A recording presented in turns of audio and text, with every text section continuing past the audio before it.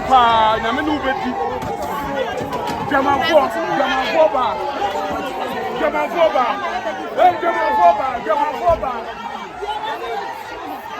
you are me dey who say jamanfo na ko bo be chew ka anu wasifo nyina wa jamanfo ba o fridge mo awakwa akohye etuo nti wa fi nkran aba ba di tuo ehwe na de ewue nti owo we ye nti meme nyina mo fa ntumonfo enye etuo bia na ye etuo wodi echi a wodi nkwa betwa so ti etuo bia obedi ya no ahwe ni ye etuo no so sai obi tu akohwe wodi obi de na obi su di wodi e se munim se sa na ewo mu an ewo mu no nti mudi tuo na mo hwe ni ye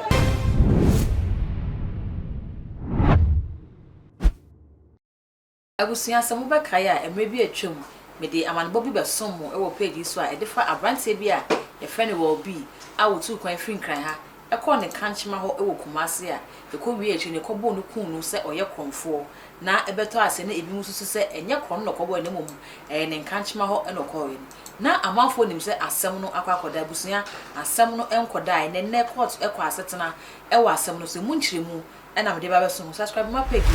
na mi adoma no so ama upload bi media wonsa etimi aka so na kai wo se dwumadi a me de brewe eye cake center na afa dwumadi hu ka cake center etubusumi ba kon asi wo a ode ye training ema new beginners no free 15th August ekosi 13th September cake center say entino man mu nka say adwumani ho fa wonsa eye adwumani say bia na wa approach na wo hwe me na say wo de bia de sika ma ne fie say fie for de baby a bo mu dwetre pre ko perform ko cake center no mo konko sua se no de mo nsa e baby bia mo makasa so o matimi ahwe mo ho a o mo maye adeswa enfra mo pre cake center e wo 0554640187 0554640187 abusuya yo Ghana ha e na beto odua se underground artist bi afia e na wo ba na nukwasem so na nyom so sofo ma na aka na nyom no e de yie pa na abrante no e di etu achi etu kwan fi nkran ha so utu ekopie mu Kumase asantemantam mu a okọ ne nkanchema ho na abusuya enkaibo na ekire se tam abrante ne ko ne nkanchema ho na one ne nkanchema ne hyedem no mo ye ne ombe ye mo ho na abrante ne pie ahomache opie ahomache na obae se na afie na okọ mu na ye ne nkanchema ne fie no na ababawa no aware wokuna ne kuna tu kwan ewo amano ne nti na ababawa no ene na ase ene ne kuna abusuafo ena na eti fie ho na amanebo no ekire se abrante no onnim se ababawa no aware enu nti ababawa na ase ne hu abrante no ofie osa na onnim ne da no obisa so wo pedie no so me ba ni passport we friends na ya ena ma me ne se da bi na ya me ne tifia da ma asro no enu ntu untimi ma me hye ne dem so ba ne nchen se na wo ye kromfo abusuafo wonso ma me ni abusuafo e pa abrante ne kromfo ama yesi na bo ma ne abrante no enka atasefo asase ho na asem ni ebeto odwa na Ghana fo twe asem no sra ne abasa ama bebre na ekasa yie se se san na tie na baba we wanye ne yie na ne nka ye bo ne kura duru ba bi ne kura hu se waye mre no wodi enka pa mu kampo e na ka abrante enya ne nkwane nim se wo ye hwe han hwe abrante no mo bo no kun na wa wonim se onye kromfo asem beto odwa ne bebre na ne bekasa fa ma ababa wa ne kunu kura so ye audio e de ba betum na busuya court ekwa asetena court kwa asetena na mo kwotena asem mo hwehwe ensem no mutietie se ne ensem no esiko lawyers no pre-bill e de ama ababawa nana ya ne senka mo ma ne bill na nka omoni onkofie na nkofifie aba court amomodi asem na so court tena asem no hwehwe ensem no hwe senia abrante wa mo no kra hwere ne nkwa wasem no mi yaya ne senia amanfo ne buafu no court so se oma ababawa nana ya bill a enya de a ebe ye adwuma na nne senia court kwa asetena no mo bu asem no wi no mo kire so omo ma ababawa nana ya ne bill na senia ababawa no e free court dem ho e de akofo police for car akọ prison ne senia manfo no ejina bonten se no mo bu afu ni dede no mo ye nana ya na mpesa o ka mo na ye kokoshe busam ye nko ne ko video na ye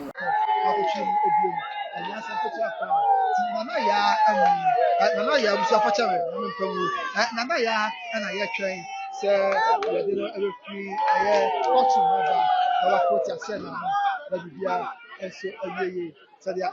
eti mo hwe esesi a na saa na tie saa na ekoso ya ye de emu ama na ebo so mo tie gusu atwe ama ya mo tie gusu atwe mu ya ye hwe nana ya nyafo ono masabe waba ya ade eche ade aye mtuti oti ehwe na bia ya mtuti so ho ya no so no nana ya oti ya bia ne eche ade mtuti na ohwe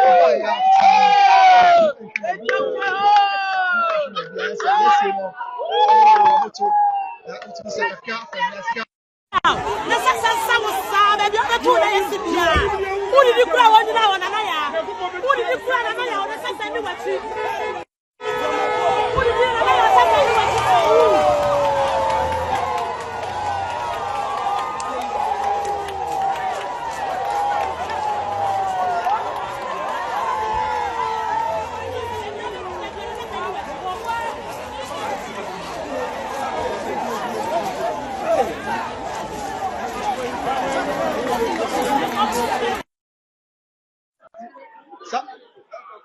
Sabre na ya ena no afuti ase na ma okoro na opani bi kasa ya men papa ne kasa aja boko de wona nyamra dum ke do ba dia se patcho ne force ya frem na ya boati na free fan obi me free o wabe okay o dia ne oni abrati no twaka dia me ni obi ani twaka but ye say 77 ye ahemfo no de duruba bi a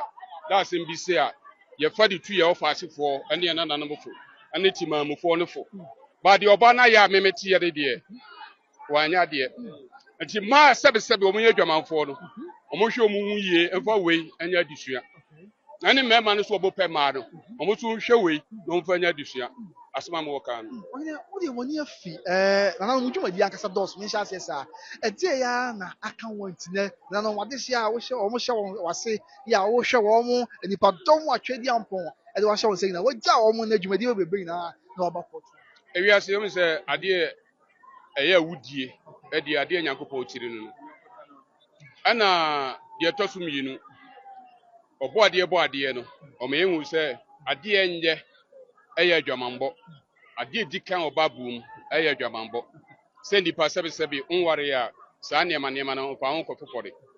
ba se saa ndema we ode no kɔfofɔre ye no be man de no kɔfofɔre ana oba nso de ne hubura mu no anda kɔfa saa yenne kɛse we amadi padom nyina ne mo so nsɛntwerɛfoɔ ne sinitwafoɔ mo so nyina mo ha mo tie bi ati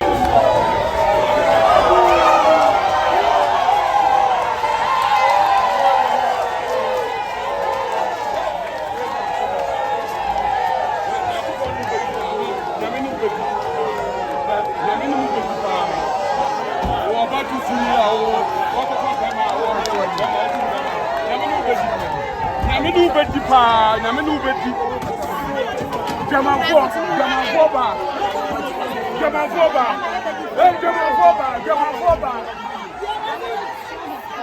You are even the old very Jamanfoba. Never bothered show Kanu, a sifu now. Jamanfoba.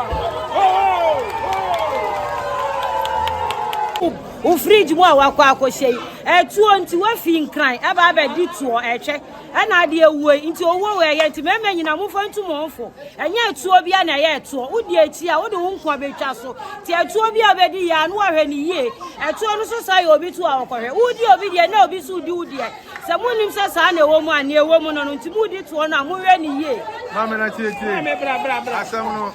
Ereze oga se wadi tu na se wo blame boy na. Mi blame boy no na ni nyina akoya se blame oba ni blame be ma ni nyina. E che so oba no so wawale amoni nkan wa menem. Wawale ade be biom. Ade be biom na wo pe. Wo to wonsi no fie. E che wo kunu se wo kunu mfie abro che mbra mbedu. Wo kunu be eche na meme ya posebosem. E fe enti meme nyina so a mo ba wale ato akwa abro che nyina so mo hwe ni ye na ni na mbaba na mo nyonko kwabra ni wadi atumu de ansamo aba enso mo ba be bo ho ka fresh se mo nya to ofro enti mo hwe ni ye blemu be ma ni blemu oba ni nyina ni ewo abusuya ya kwa ko ho send video ni ko ne sene na amanfo no ebu afu a na ebi mu kra ebo na ya no tutu na ebi mu kra de duabre enne mu ne no na amanfo no e kasa na Ghana fo e trese we de omo pa Ghana police chew omo hwehwe asem mu fuka enkosi ase e ma abrante na wafi mu no ni wo no justice en confirm abusuya no monim se bibia ni wode abrante ne nkwa ebesa ba de na emom so mutimi de asem no hwehwe mu fikọ ekosi ase onhunu bebi a abrante ni wo fi ba na nipa enam ne saso ma abrante ne hwere ne nkwa sa ya mpasa onye kromfo se ne amafo e ka ne de a ene amusa police force omo hwehwem na abrante ne wo no justice enko enfama abrante no ene na busuafo se na be ya busua no sakoma ebetimi atom yem sen ena won so wadwen e kire e wonsemi huma yehu e wo comment wo aha aye too much ye ya subscribe my page mi adoma no so ama upload be bia wonsa etimi aka ebusua e ya follow me so e wo Facebook aye too much makra